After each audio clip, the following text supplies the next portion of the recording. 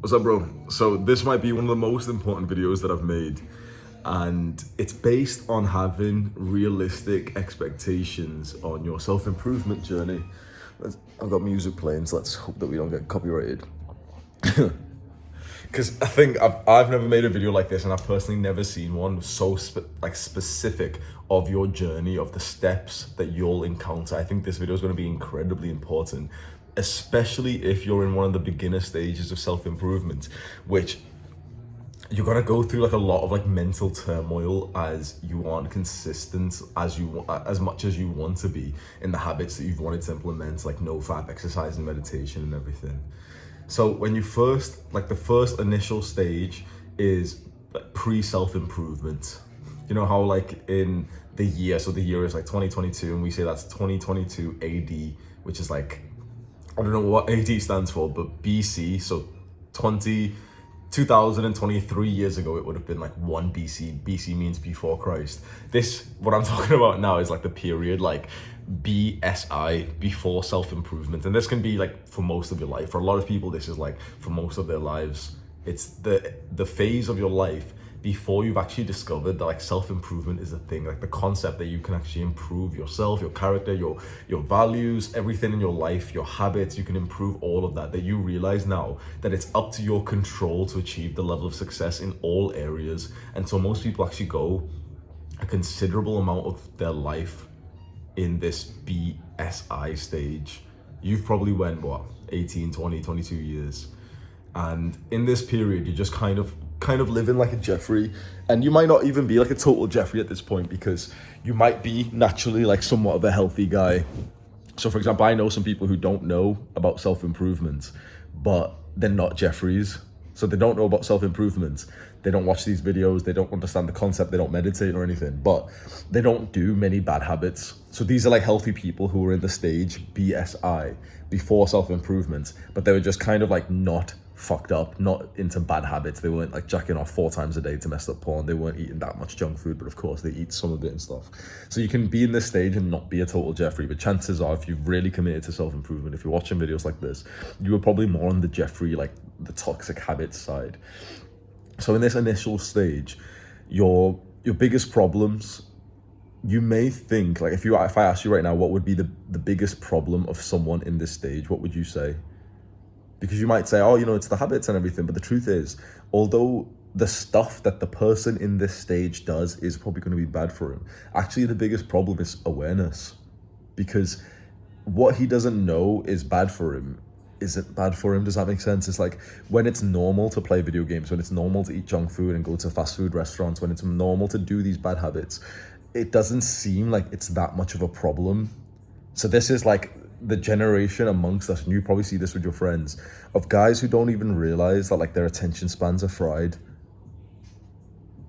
Does that not make you so fucking sad, like when you're in a conversation with one of your boys and he just pulls his phone out halfway through the conversation? And of course it hurts you, it really affects your self-esteem, because if he cared about you more, then he would listen to you. But then you start to emphasize with him and you think like, fuck, like the act that he's just done of like interrupting this conversation to quickly check his phone for like a notification, or he wants to go like do something, like that shows like a corrupted mental health inside of him. That shows like a corrupted attention span, and that's incredibly sad, honestly. So these are those people. They don't even realize that they have low attention spans. What's interesting is that someone in this stage, if we said by all accounts their well-being, their happiness, everything is here, the next stage actually goes here. Like you actually get worse as you find self-improvement. So we can say that's like stage 0, that's before self-improvement. Then we have like your first exposure to self-improvement. That's when, usually like with someone like you, because you're watching this YouTube video, you're on the YouTube platform, it's probably come through YouTube that you first was exposed to the idea and the concept of self-improvement, that you can actually improve things. For other people, it might come through books, it might come through like seminars and stuff, but I think for the majority of people, especially for my audience, it's specifically has come that because you just saw like a random video on YouTube, you went down the tunnel, everyone's talking about meditation, waking up early and everything, and that was your first exposure. And at this point, it's very interesting, your awareness has gotten into it, and In fact, I said that your well-being goes down. Maybe not just yet. Right now, it's really exciting because you probably see videos that really hype you up and motivate. Those cringy, like the videos that you're drawn to at this point are kind of like those cringy, like 5 a.m. motivational, like eat, sleep, lift. Those fucking cringe, like, oh, do the hard work. Like, I just said those cringe videos and then started saying my fucking catchphrase. Oops. Yeah, man. So your first exposure usually feels extremely exciting. So your life doesn't actually feel worse. That was a mistake that I made. Your life doesn't feel worse at this point. It feels better and you feel very, very excited. And for some people, especially for guys like me, this is where you'll first suffer from something called the Dunning-Kruger Effect. Something that you'll probably be interested in. Very, very interesting, but it's kind of like a sciencey type of shit. The easy way to explain the Dunning-Kruger Effect is that the moment you learn something new, for a lot of people who are quite egotistical, and I'm one of them, my ego's fucking huge, it's like your brain will convince you that you know a lot about it straight away because you've just learned like 1 or 2 facts. And so it's kind of like, as soon as you learn a little bit, like you get a little bit competent in something, you feel like you're fucking sick at it, and you're like, you're at the mount of like the confidence, and you know everything, you start talking about it and everything, you know better than all your friends about self-improvement. But then straight after that, as you have humility and you continue to learn, then you realize, oh fuck, like there's a lot to learn here. I actually didn't know anything up there. So this is kind of like watching one of my videos and then thinking that you're like, not so much that you're Adonis, but that everyone's Jeffries and like all these Jeffries don't understand what they're doing wrong and like, oh, they're not meditating, but it's like, you barely are too.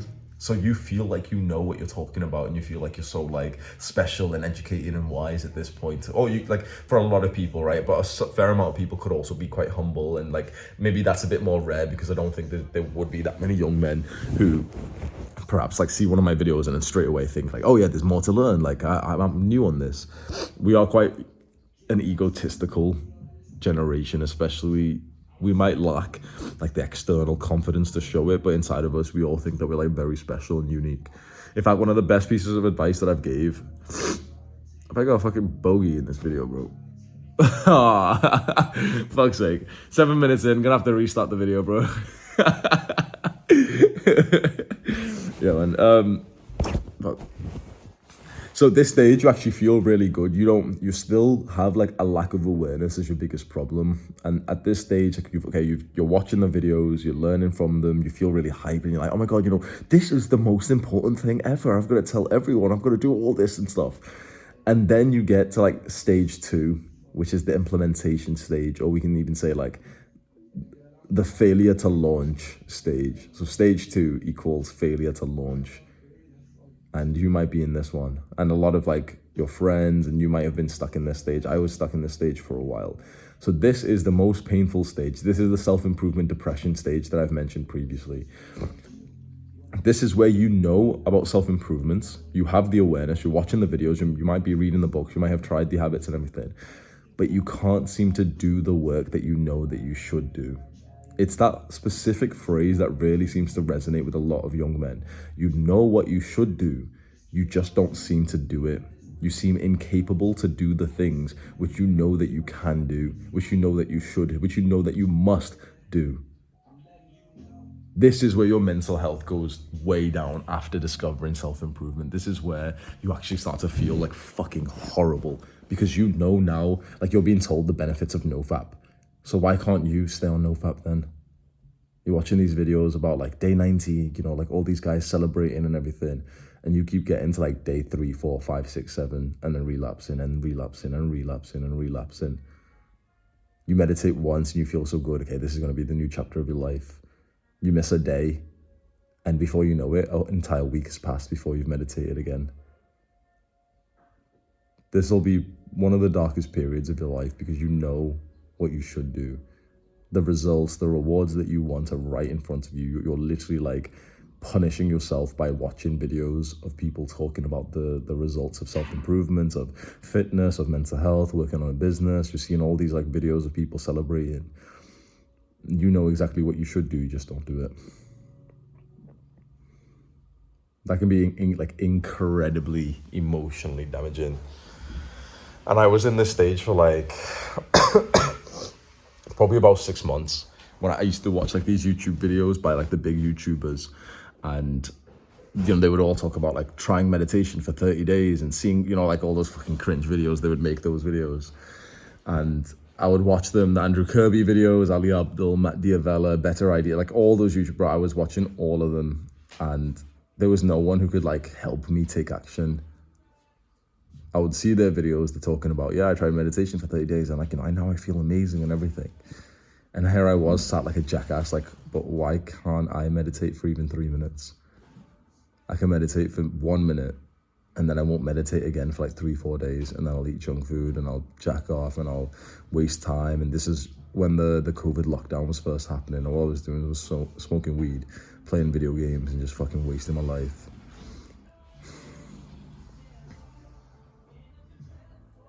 Fucking dark times, man. So this stage, like this failure to launch, this self-improvement depression stage, it seems to be very, very individual and very different for different people. So I wish I could give you like a one-fits-all, but I've talked to a bunch of people who've been in this stage, and what's very interesting, I've also talked to a bunch of people who skipped this stage entirely. So I have a question for you. What could be the one thing that causes someone to be stuck in this stage compared to something that causes someone to avoid this stage altogether? What is that one thing? It's mental health. Every single time, right? So I coached a lot of people, and usually when you say this and it's like, oh, make sure you click on the link in the description and I'll coach you too for, if you pay me. Like, bro, there's no link in this fucking description. I don't sell this anymore. So I can like tell you without having to lie, right? So I've been very truthful in my videos, so I could tell you if like, it wasn't effective or whatever. But like when I would coach people, so we would go into one-to-one calls. So imagine like you'd hop on a video call with me. You'd break down, you'd start crying, you'd tell me all of your problems. I'd listen to them and I'd give you the best advice that I could. And I'd like, motivate you and inspire you. Then we would message each other on like WhatsApp, like text messages, like literally every single day. And I'd be messaging you like, have you meditated? All this shit. Imagine that level of fucking accountability by me, like the YouTuber you're watching. It was very, very powerful. It was very effective. So I'm not trying to sell it to you or anything, because I don't fucking sell it. It's not like something that I do anymore. So I hope that you can see that I'm not like lying. I would tell you if it was like ineffective or anything. But one thing that I saw, which was so interesting, was that the majority of people that came to me would be stuck in this stage already, and we would try and get them to come out. And the one thing that would help them, it would take 2 weeks. It was always a 2-week plan. So I would coach for like, 4 weeks, like a monthly coaching package and stuff. But it was always 2 weeks that would drastically improve someone's mental health. That still to this day makes me feel very, very sad. That makes me feel so fucking sad that it takes 2 weeks to improve someone's mental health. It takes 2 weeks. It takes 2 weeks. People have lived with like bad mental health for months, for years. I did as well. Chances are you might have. Chances are someone in your family is right now. One of your friends has had like depression or anxiety for fucking years. It takes 2 weeks to significantly improve it. It was always 2 weeks. It was always just 2 weeks. And like, this isn't even me like bigging up like, oh, I'm so great. Like I motivated these guys. No, literally, like I've said this in previous videos. I didn't help these guys do anything special. I literally just encouraged them to live like normal fucking human beings. That was all that I helped them do. That was it. It was like a daily accountability to get them to meditate, to read, to journal, to exercise, and then to also like go outside into nature and do something childish. That was it. That was all it would take. And we would literally collect data of their mental health. And you can argue, well, the data's not empirical. Shut the fuck up. Like, we would take like mental health assessments. So in the UK, we have our National Health Service, the NHS, and they have like a mental health like questionnaire, like which will give you like a score. And obviously it's not like 100% accurate, but it seems to be like fairly accurate. I would get people to take that at the start of our coaching together, and like in my YouTube videos. And that I used to say, like, the first time you've taken it, it's kind of like the before picture. Do you know, in like a body transformation, there's like a before and after picture. That's the before picture. 2 weeks of doing the good habits that I would really encourage them and hold them accountable to would usually reduce their depression and their anxiety scores by 50%. People lived with that for fucking years, and most of it went away in 2 weeks. It was after we would focus on those 2 weeks of mental health, that's when they could actually get onto the level of self-improvement that they wanted to. That was absolutely crucial. Like this, you can see how much time I'm spending on this particular stage. You must understand this. It is mental health that is the bottleneck of your self-improvements. No matter which stage you're at right now, no matter what you think the external symptom, like you think the external symptom is your problem, don't you? Be honest, you've for the last week, for the last couple of days, you've been thinking the external symptom is the problem. You've been thinking that eating the bad food, you've been thinking that watching porn, whatever, you've been thinking all that shit is the problem. No, it's not. Those things, those bad habits that you've wanted to avoid, the good habits that you want to implement, they're just symptoms of your mental health. The real underlying factor, the foundation of which all of this is built on, is your mental health. So I would get my clients to take these mental health tests, and for the majority of them, they had like mild to moderate depression and anxiety. And like, maybe I should be like careful and, tell you like, oh, but I'm not I'm not a mental health specialist. I'm not a therapist and shit. Like, you should go to a qualified therapist. But the thing is, I'm supposed to say that because it sounds so good and it kind of gives me less like liability or something. But the truth is, like, the majority of people will just not go to a therapist. They're really expensive, and they're like, it's a like way bigger like emotional block to consider like professional therapy, which usually isn't like based on like one call or something. It's usually based on like you do it up until you've improved and you have to process trauma and everything, compared to just like doing it yourself. The majority of people would at least like to try to be on self-improvement and improve their mental health by themselves, then go like the professional route. But I'm supposed to encourage you to like get a therapist. Now, I have had therapists as well. I've had 2 therapists before. Apologies, I've got like fucking eczema or something on my elbow. You see that?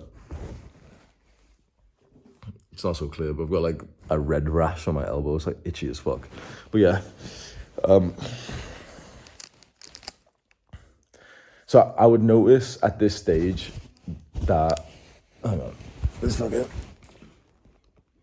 I would notice at this stage that there were certain people who would get stuck inside of this stage, this mental health, this like self-improvement depression stage. There were certain guys who just couldn't seem to do the work.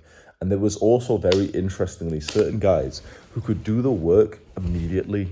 So, I would tell them like, okay, be productive, don't do the bad habits, do the good habits. I remember this one particular client, I won't say his name for like secure, but I've not even spoken to him in a while. Like we're kind of like friends, which is really nice, but it's like, it was so fucking beautiful. He came for a month of coaching. He already had pretty good mental health. He just needed like a little bit of like a sense of direction and accountability. And after a month, like he didn't need any more. And like I've seen pictures, like we follow each other on Instagram and everything. And like he lives a good life now. Some people, if you're watching this and like you were here from like the start of my channel, you might recognize him and stuff. You might know who I'm talking about. But it's like he lives a very good life now. Like he's in university and everything. He's living a good life. He's got like pictures of him and girls and everything on his Instagram. He's going to parties. He's just like living like quite like a wholesome life. He's got pictures of him and his dog and everything. And it was him which really opened up my eyes, because when we took the mental health test, it was like for him, it was all the way down. Like, I think it was like 0, 0 or like 1 in depression, something like that. Like very, very, very like insignificant. So pretty much like he had good mental health. And then I started noticing that more and more, that the people who had better mental health just seemed to make progress in self-improvement significantly, like astronomically easier. And it was at this point when I started like really telling people, okay, mental health is like the priority. Focus on your mental health first, and self-improvements will just fall into place. So if you can relate to this self-improvement depression stage, if you can relate to this idea that you know what you should do, you have the awareness of the things that you should do, but you just don't seem to do them. You seem to like, keep procrastinating like heavily. There's good boy procrastination, which is kind of like, like some smart, sophisticated motherfucker who's saying like, oh yeah, like I procrastinated for like 3 hours. And then there's fucking like dirty boy procrastination, which is like, yeah, I procrastinated because I jacked off 6 times that day. So you all know which one you are. And now when I say it like that, it's like, which one is influenced by your mental health. So if you find yourself stuck in this stage, or if you have a friend in this stage, the priority, the only thing to talk about is mental health. Only mental health keeps someone in this stage. And of course, like what I said before, some people seem to skip it entirely. So then the stage after this is when things start to actually click. So this is when you've actually been a little bit more consistent. So you've been frustrated for a little while. you haven't been consistent, you've missed some of the habits and everything. But you know, weeks have went by since you've discovered self-improvements, weeks, maybe even a month, maybe 2 months. And there's a special moment where something clicks and you're like, oh, this is kind of like consistency. So for the past couple of months, for the past couple of weeks, you've kind of felt like, okay, you haven't been consistent. You haven't been checking those habits off your habit tracker. You know, you haven't been like on the ball and everything. But enough time passes to the point that you realize like, oh shit, like I've been on self-improvement for months now. And I've done like half the meditation sessions, maybe a quarter of the meditation sessions that I wanted to do. But I started 2 months ago. And I've been doing like 2-3 meditation sessions a week. I've been exercising like 3-4 times a week now. So this is where this stage we can stay. This is stage 3, and this is kind of like enough time has passed now for you to realize what consistency actually is. Because most people actually, this is really good, okay? Most people think that consistency is like hitting all the habits in the week, but it's not. The biggest thing, you don't want to know the biggest factor with consistency I've not heard anyone else talk about. It's long term. It's the amount of time that has passed first. Consistency is not hitting all your habits in the week. You know, a lot of people use the example like, oh, consistency is not like doing the 4-hour workout. It's doing a half an hour workout all like every day of the week. And it's not that either. Honestly, it's not that. Consistency is all just about how long you've kept that goal in mind. So if your goal is to meditate, you can't say you're consistent if you've been meditating for a week, whether or not you've been meditating at the same time every single day, because that's not consistent. That's not enough. What's consistent is that you started meditating and you've struggled, and you know, you said you would meditate every single day, 7 times a week, but it was more like 2 or 3. And so you would seem that you haven't been consistent up until 3 months passes and you realize, oh, for the last 3 months, I've meditated 3 times a week. That's consistency. So this is the point where you first realize like, oh, fuck, like actually, I have made some gains. Like you need to go through a couple of months first for this. And it's a very beautiful experience because this might be one of the first times for some people where you actually feel like a sense of like happiness, pride, and gratitude for the progress that you've made. And you like, it clicks and you're like, oh yeah, like I have been doing some good bits, man. So at this stage, and maybe I should have mentioned like in a previous stage, maybe just after the self-improvement depression stage, you start like, you notice some positive benefits. You've noticed like, they might be placebo effects. They might be just, you know, the power of your belief and stuff. But you do notice some benefits within the first few weeks of being somewhat consistent in self-improvement, especially with the mental health practices, especially with like meditation. I'd assume you would as well with like exercise and everything, but maybe that's not as clear. So this is a very nice stage to get to, and the motivation to get here, if you're not here already, is just to think, okay, you found self-improvements. It seems incredibly like the right thing to do, doesn't it? It seems like, yep, like this is something that, yeah, I should do for the rest of my life. I should exercise for the rest of my life. I should meditate. I want these rewards for the rest of my life, which means that I should do the actions that lead to those rewards for the rest of my life. So once you make that commitment to yourself and you kind of realize, oh, like I have my entire life for this, a lot of stress goes away. That is consistency when you realize, okay, I have patience. I have my entire life to get to the point where I can meditate every single day at the same time, like, you know, with hardcore discipline. And so you start to like ease up, but not in like a bad, like Jeffrey way, but more in like a humble way where you realize like, yep, I've been a Jeffrey for like 2-3 years at a time. So I can't expect myself to be on like the ultimate self-improvement plan right now, but I could expect myself to hit 2 meditation sessions a week. That's not like out of my capability. You stay in this stage for a little while where it feels a little bit positive, and then something happens in your personal life which kind of takes you off this routine, this ball. So maybe you have like a good couple of weeks and everything, a good week, a good couple of days, whatever it is, and then things start to get a little bit negative. Something happens in your personal life, you relapse, you know, like as is life. When that happens, you feel quite negative. So this could happen like a week in, this could happen like 2, 3, 4 weeks in, 5 weeks, this could happen 2 months in, when you have like major relapses and you feel like you haven't made any progress and everything. And with every relapse, every moment that you have that you feel like you failed, it feels like the biggest, most important thing, doesn't it? It feels like, okay, this is the thing to focus on. This is the thing that like, you know, is the biggest problem to tackle right now. You know, how do I stop relapsing and everything? And I wish I could just put this mindset into you, because it's going to be kind of, I've never explained it to anyone, but if I could make it click for you, you would feel so much better about yourself. You have to understand that these relapses, these moments where you miss the self-improvement habits, where you do the bad habits, you stop doing the good ones, they're part of the journey. As consistency is, based on the long term, like we just said before, there undeniably has to be those moments where you just don't do the things that you were supposed to do, even though you had previously just been doing them. Does that make sense? You can't always equal out to like 3 meditation. You can't always do exactly 3 meditation sessions a week and then eventually go to 4 and 5. It's more like you'll do 3 this week, 4 next week, 0 for 2 weeks. Then you'll start on like 2, 3. Then you'll do 7. Then you'll do like 14 meditation sessions in a week. Then you'll do 0 the next week. Do you know, it's for a lot of people, it's like this. It's like very, very like up and down, turmoil and everything. And again, it's that big picture view where you go through this turmoil, you go through all these relapses, you feel like shit, you're watching all these videos like how to stop relapsing, NoFap and everything. And then when enough time passes, you realize, oh, like, I've relapsed so much, but like I have been consistent. I've been struggling, but I have been consistent. You think that you haven't been, because we focus entirely on the negative. It's just like how the human brain seems to work. And so you feel quite shit about yourself for just constantly like, and then there usually comes to a point, which is a huge headache if you feel this, where like it almost feels like a full-time job to stay vigilant, to not fuck up. So I've personally felt this with NoFap and with my diet, where it's constantly in my mind and I'm almost like pleading, like I'm almost like fucking bartering to myself, saying like, please, like, don't mess up, don't fap today, don't eat the junk food today.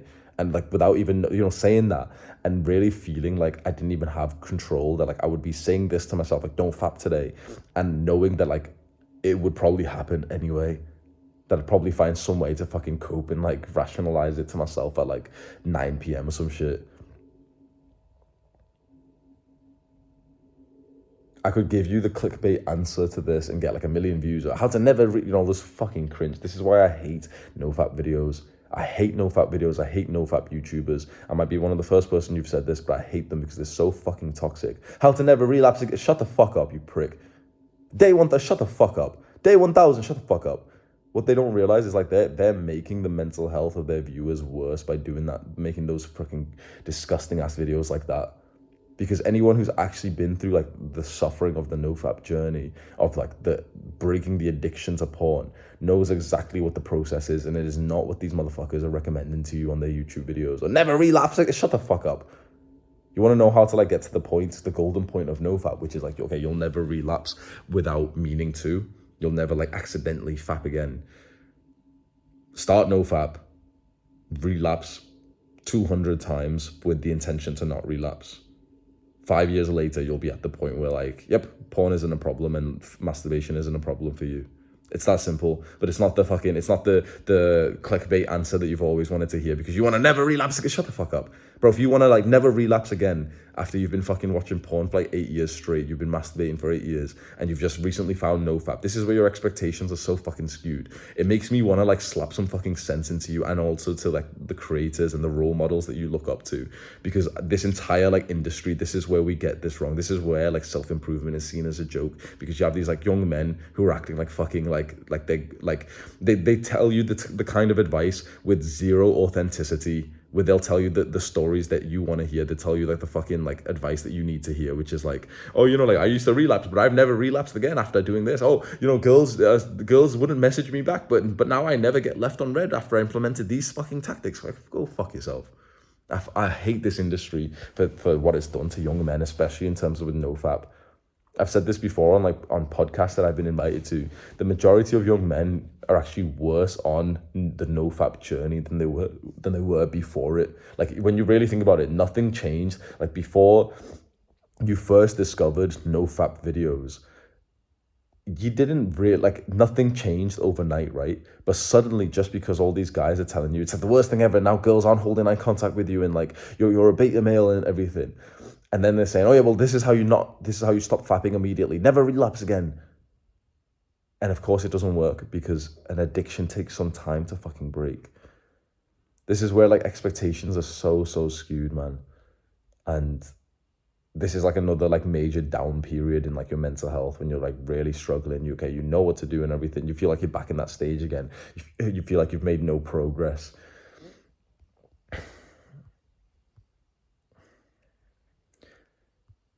Then what's interesting is that this stage is coupled with a stage of like, okay, feeling good, understanding, learning, making some progress. And both of these stages, you just keep alternating in them for months now. So for like over a month, over 2 months, 3 months, 6 months, you have periods where you feel like on top of the world. Okay, you're on self-improvement. I'm so awesome. Like, okay, Jeffrey's a bad, Adonis is good, meditation is good, exercise is good, porn is bad. You're okay. There's months where you're on this shit, but then there's also days where you just relapse. You go back into those bad habits again. Like, oh, I fapped again. I play video games again. I eat the junk food again. What you'll notice, this is like what no one has explained with self-improvement, and this is the core value of this video. So if hopefully, like, I don't know, timestamp it or something in the comments, because some of those spurgs won't like get to this bit. This is the best bit of advice I can give you. The process of your self-improvement journey is to simply just minimize, not eliminate, the periods of relapses when you get into the bad habits. So when you first start off, it's like all of this is the bad habit. You've pretty much just been doing bad habits for most of your life. You discover self-improvement and you do like a sliver of like a good habit, don't you? And then you go back to the bad habits. So it's like the bad habits are like make up the majority of your life. And then the good habits are kind of like intermediate little dots in between. What we want is the process of making that the opposite with time. That this is all like, most of it is good habits with little bits, little intermittent bits of bad habits, relapses in the middle. Now, the longer you're on self-improvement, the shorter and less intense those periods of relapses are.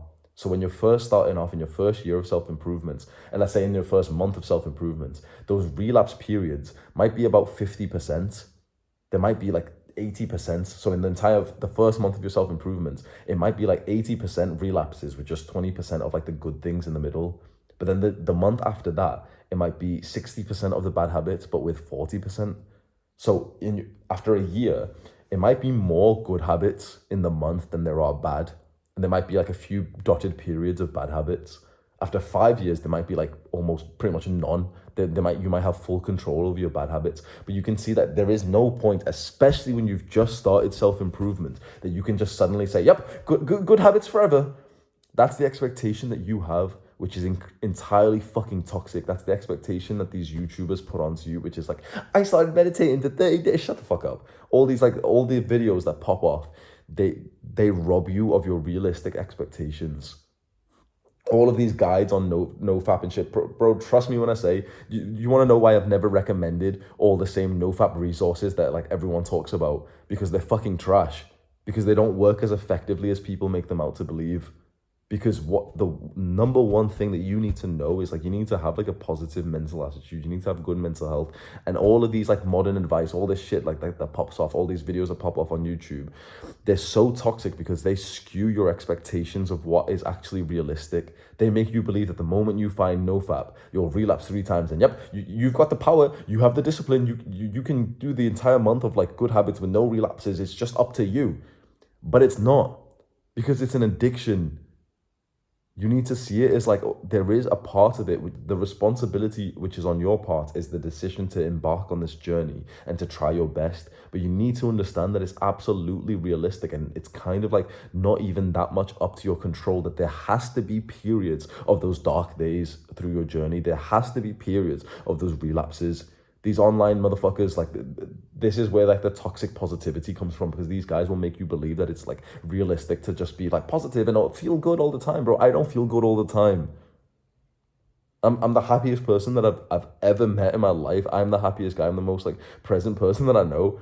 I don't feel good all the time, bro. I don't have all these like fucking just good days. Never relapse. Oh, bro, if you see a creator who's ever uploaded a video like never relapse again, bro, fucking slap them in the face.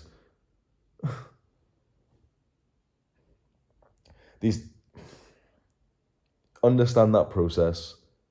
Understand that if you see the month like this block and you're first starting off, it's like most of these days will be like bad habits, because that's your habits, that's what you're used to, that's what your normal life is like. the mission is not to just suddenly make them, okay, all good habits or I'm a failure. That sounds kind of stupid, doesn't it? The mission is that if most of these are bad habits, the mission is, well, okay, for this month, let's make 80% of them bad habits and maybe 20% good. Let's have 5 good days this month. Now you're getting realistic. If you're down bad, your goal is to have 5 good days this month. Your goal, if you've just started NoFap, your goal is to not fap 5 days this month. This is not the sexy answer, is it? Everyone wants to hear, like, never relapse again. Everyone wants to hear, like, day 1000 on NoFap. Shut the fuck up. That's not the sexy answer. But, like, ask yourself right now. Imagine, like, you're probably not in this stage right now, but if you just visualize, okay, being back at the start of your self-improvement stage, you've just discovered NoFap. Imagine someone told you to set that goal, okay, just don't fap 5 days this month. The next month, just don't fap 10 days of that month. On the other days, you do whatever the fuck you want. You jack off as much as you want. No restrictions, no nothing. Just 5 days this month. Mark it out on your calendar. You're not going to fap. You would instantly, like, get, like, almost like a relief. You'd be like, I can do that. And it's almost like more of a fun, humble way because you're like, yep, like, that's very realistic. You can make that progress. It's like everyone's fucking goal setting process is so skewed. I've made the joke of, like, the 42-year-old Karen, like some fat woman who goes to, like, like a boot camp in the gym or something, and she really wants to lose weight. And her idea and what her trainer puts her on, it's like, those grueling hard workouts and the hardcore diet every single day, like 5 days, all this fucking bullshit, like very, very hard training. And then she quits. But you've got to think that for that woman, progress would have been her going to the gym 4 days that month. Can you go to the gym 1 day a week? Yes, 100%. Well, how about next month you go to the gym 2 days a week? The month after that, you go to the gym 3 days a week. After 3 months, you've already got to a point which is, like, very healthy. 5 months and you've got pretty much to, like, the peak of fucking fitness. You're going to the gym consistently 5 days a week. After 5 months of being on, like, that goal setting process for this woman, she's at the ultimate point that she could ever be in life. 5 workouts a week. Like, you could go up to 7 if you wanted. Okay, that takes 7 months. For that NoFap guy, I said, okay, start off with, like, setting the goal of, like, not fapping for 5 days, then increase it to 10 days. After 4 months, you're not fapping for 20 days. After 6 months, you're not fapping at all in the month. That is the way, like, that is the realistic expectation that you've been missing all this time, that all these other YouTubers never talk about because it'll get them less views. Because if they say, oh yeah, here's how to stop fapping 6 months from now, like, they'll take a hit to their fucking ego when they look at their YouTube analytics and, like, the views have went down.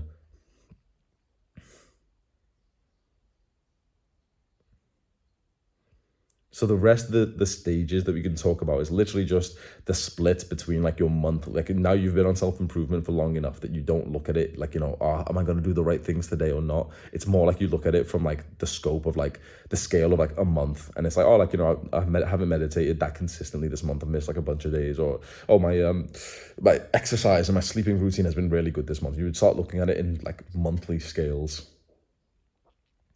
And that's pretty much it. Once you get to this point where you're looking at it in, like, a monthly thing and you've been on self-improvement, you've been, like, you've seen the process, you've been on self-improvement for months or even a year or so, you kind of, like, you're in the right spot. You just have to have that thing in mind where, like, of course you're going to mess up. Of course it's not going to be, like, entirely perfect. You have your entire life to get to the absolute perfect routine. You have your entire life to get to that consistent month where you check off literally every single one of your habits. You weren't ever going to stop self-improvement, were you? You're going to continue self-improvement till the month you die. So it doesn't have to be absolutely perfect right now. And not having that expectation for it to be perfect with no relapses will mean that you'll actually make more progress. I really want to see more creators, if they are watching this. I know, like, a bunch of, like, self-improvement creators watch me and everything.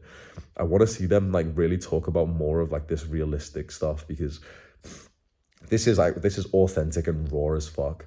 Because it's so easy for a creator just to talk about, like, oh, like, oh, I'm so amazing, like, oh, here I am, like, day 30, day 100 of NoFap, look at me, guys. Or you see all those YouTubers, like, kind of like, oh man, I have a lot of, like, dislike to the creators in this space simply just because none of them helped me. It's as simple as that. Like, when I said, I was in that self-improvement depression stage, none of them was able to, like, convince me to like take action. And, you know, they was all making like these like very like beautifully made videos. Me and my team just talked about this today as well, why are like pretty much all the big self-improvement YouTubers just like plateaued. If you look at their subscribers, obviously like all the big channels and everything, they've all got more subscribers than I do on the main channel, but we're mugging them on all the analytics. Like if you actually look at the data, it's like their numbers, like quite frankly, they're not growing at all. They plateaued like literally a year ago, 2 years ago. It's because they don't actually give good advice. They care more about making beautiful videos with like B-roll, like, oh, look, here's a B-roll scene of me walking through the doorway. The video doesn't give good advice. It's not like relatable to the majority of young men who are watching the video. They don't like care about you actually transforming your life. They don't talk about like the real issues that like young people are going through. It's just like beautifully made videos because they're all into like photography and like cinematography or so, you know, some bullshit like that. Like, bro, shut the fuck up. Tell me about the time you fucked your bed sheets, bro. Tell me about the time that you jacked off 6 times in the day, and then tell me how to stop doing that. And the nofap YouTubers, I've criticized them so much. I fucking hate them, bro. There's no nofap YouTuber that I've watched right now who I actually think is like worth your time to watch personally. I wish, like, you know, I want to big up like some people. There's good YouTubers, and I was gonna make like this new this kind of series on this channel where I do like appreciation videos where I go through some people who have actually helped me. So you might like that. So I'll go through like YouTubers who I've actually thought like are impressive as fuck. They have helped me a significant amount. So I'm essentially going to give them not like a shout out, but I'm going to like retell the best advice that I've gotten from them on this, and then obviously like tag them and link them and stuff, and maybe they'll get like a few thousand subscribers that way as well, because there's some good creators out there which I want to do like a full video on. But when I was first starting off, man, the reason why I started my own channel is just because I saw like a need for it in the market. I saw what all these like clean shirt motherfuckers were doing at the top, and I was just like, their advice is not good at all. I can dominate all of them. I can mog all of them. And yeah, I sound like a dick when I say this shit, because you're not allowed to be competitive in this day. We're supposed to be all like friendly and stuff, but it's like, I'm a competitive person, man. I saw like literally the specific people, you probably know who I'm talking about. I saw them at the top. I saw them with hundreds of thousands, with millions of followers. And I just thought, bro, I can do that better. Their advice isn't that good. They're not talking like specifics. They're not telling me like vulnerable things. I'll start my YouTube channel. I will speak with zero fucking filter. I will tell you every single detail of my life, because that's what it takes to actually like encourage someone who's watching this video. That's what it takes for you to like relate to me and actually then like, you know, get the real value, instead of me just sugarcoating it with like some pretty B-roll of me opening up a MacBook in a cafe. I don't relate to those people at all, bro. I'm not gonna lie. But yeah, I hope this video helped you. This is long as fuck. I'm in day 3 in Santorini. Quick mug. Give me a kiss, bro. Mwah.